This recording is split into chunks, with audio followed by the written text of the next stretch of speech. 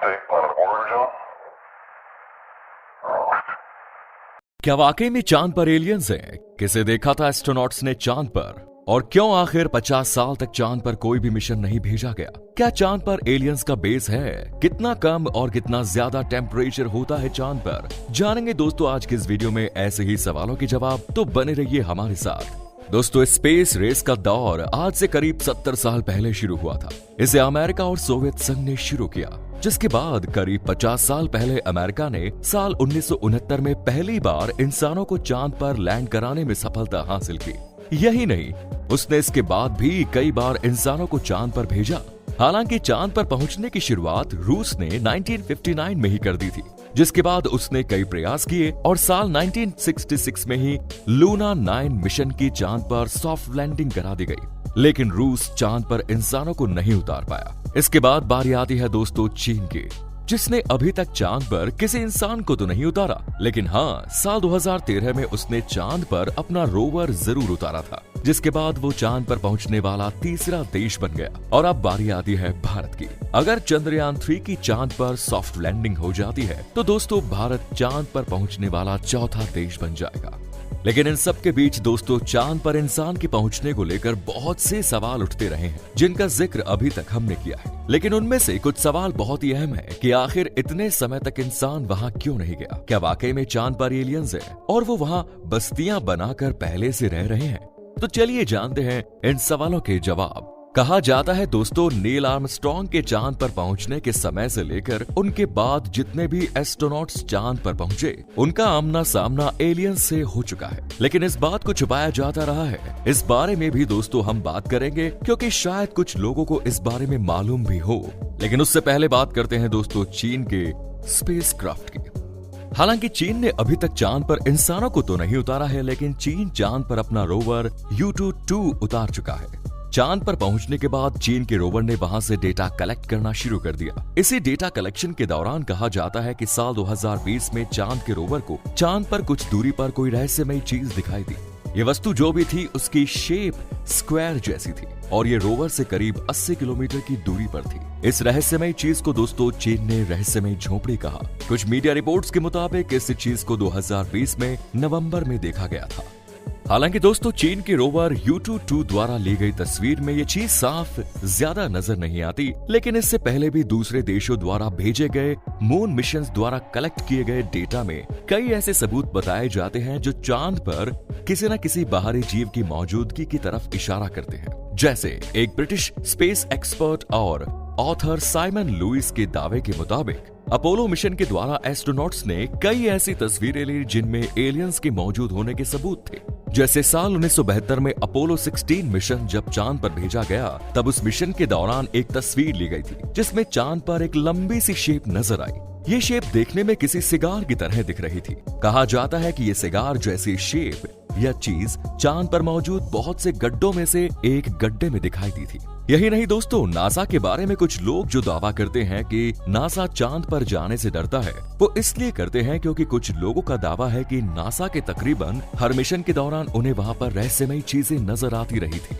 जैसे नासा के Apollo 15 mission के दौरान कहा जाता है कि चांद पर यूएफओ देखे गए थे। यही नहीं, ये भी कहा जाता है कि जब अपोलो 11 चांद पर भेजा गया था, तब उसके लैंडर का सामना एक चमकदार यूएफओ से हुआ। इसी तरह दावा किया जाता है कि जब नील आर्मस्ट्रॉन्ग चांद पर उतरे, तब उन्होंने भी चांद पर एलियंस को देखा। यही वजह थी कि कुछ लोग मानते हैं कि जब अपोलो 11 के दौरान लाइव टेलीकास्ट किया जा रहा था, तब उसे इसी वजह से रोक दिया गया, क्योंकि आर्मस्ट्रॉन्ग और उनके साथी बज एल्ड्रिन कुछ बताने वाले थे, लेकिन नासा नहीं चाहता था कि इस बारे में किसी और को कुछ भी पता चले, इसीलिए उस समय टेलीकास्ट को रोक दिया गया। जबकि कहा जाता है कि उस समय वो ये बताना चाहते थे कि उन्होंने वहां पर 2 से 2500 मीटर ऊंचे टावर्स वगैरह देखे थे। कहा जाता है इन टावर्स को वहां पर एलियंस ने बनाया था और वो चांद पर हजारों सालों से रह रहे हैं। और यही नहीं, उन टावर्स की मदद से वो पृथ्वी पर नजर रखते थे। हालांकि अब ये टावर्स वहां पर वीरान पड़े हैं और अब वहां पर कोई नहीं रहता। इस बारे में दोस्तों 2005 में एक इंटरव्यू के दौरान बज एल्ड्रिन ने भी इसी तरह के दावों के सच होने की तरफ इशारा किया। उनका कहना था कि जब उनका एयरक्राफ्ट अपोलो 11 चांद के रास्ते में था, तब किसी तरह की एयरक्राफ्ट या किसी चीज ने उनके यान का पीछा किया। यही नहीं, उन्होंने ये भी कहा कि जब वो चांद पर थे तब वहाँ पर उन्होंने कुछ ऐसी चीजों को भी देखा जिन्होंने उन्होंने कभी पहले नहीं देखा। लेकिन हाँ, एलियंस वाली बात पर उन्होंने कुछ नहीं कहा कि कुछ उन्होंने एलियंस को देखा था या नहीं। अब रही बात नील आर्मस्ट्रांग की, हालांकि 2012 में उनका निधन हो चुका है, लेकिन दोस्तों उन्होंने भी एक इंटरव्यू के दौरान कहा था कि जब वो लोग चांद पर थे तब किसी एयरक्राफ्ट जैसी चीज द्वारा उन पर नजर रखी जा रही थी। अब जैसा कि चांद पर टावर्स के होने का दावा किया जाता है, तो यही वजह बताई जाती है कि नासा ने चांद पर कुछ ही साल में कई बार चांद पर अपने मिशन भेजे थे। नासा इन्हीं टावर्स के बारे में इंफॉर्मेशन हासिल करना चाहता था। अब क्योंकि उस दौर में रूस भी चांद पर पहुंचने की कोशिश कर रहा था, हालांकि उसने चांद पर अपना रोवर भेज दिया था, लेकिन रूस इंसान को भेजने में कामयाब नहीं हो पाया।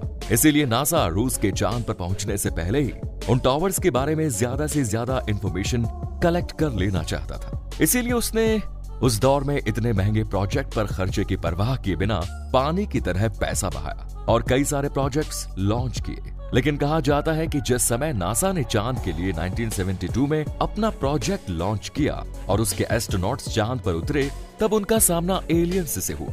तब एलियंस की तरफ से उन्हें वार्निंग दी गई और चांद पर दोबारा न आने के लिए कहा गया।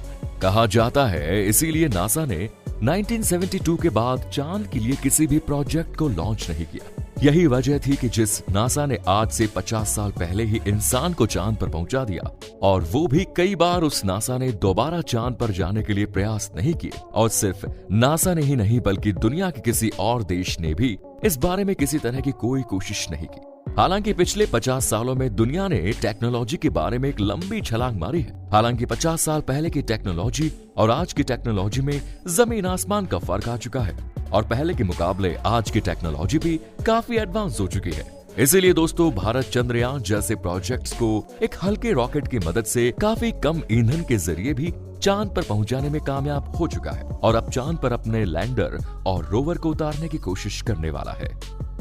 इसीलिए दोस्तों बहुत से लोग सवाल करते हैं कि जब वैज्ञानिक पहले ही कह चुके थे कि चांद पर जीवन संभव नहीं है, तो एक बार फिर से 50 साल बाद आखिर क्यों चांद पर पहुंचने की कोशिश की गई? अब वैज्ञानिक आखिर वहां पर क्या खोजना चाहते हैं? वहीं दूसरी तरफ दोस्तों चांद से जुड़े बहुत से सवाल दुनिया भर में चर्चा का विषय बने हैं, क्योंकि बहुत से एस्ट्रोनॉट्स ने न सिर्फ चांद पर अजीबोगरीब चीजें और टावर्स देखने का दावा किया है, बल्कि कई एस्ट्रोनॉट्स ने तो वहाँ पर रहस्यमयी आवाजें और संगीत सुनने का भी दावा किया है। हालांकि नासा की तरफ से कभी भी इस बारे में कोई ऑफिशियल स्टेटमेंट नहीं दिया गया। वैसे देखा जाए तो संगीत सुने जाने की बात अब तक की सबसे अजीब घटना है। ऐसा इसलिए क्योंकि ध्वनि को एक जगह से दूसरी जगह पर जाने के लिए किसी न किसी माध्यम की जरूरत होती है, जबकि चांद पर किसी भी तरह का एटमॉस्फेयर न होने की वजह से वहां पर किसी भी तरह की आवाज का सुना जाना नामुमकिन है। लेकिन फिर भी एस्ट्रोनॉट्स द्वारा संगीत सुने जाने का दावा किया गया है।